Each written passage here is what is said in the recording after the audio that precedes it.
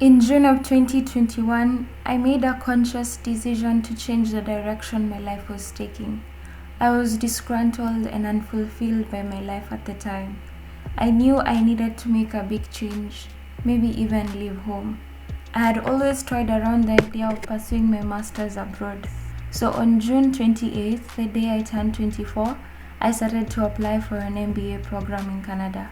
I wrote my college application letter, followed up on recommendation requests, wrote a study plan for my visa application, and made endless lines to get my documents complete.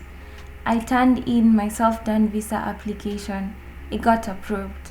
And on the 30th of January 2022, I left my family and friends at JKIA in Nairobi, Kenya, and traveled 10,645 kilometers to Cape Breton Island in Nova Scotia, Canada.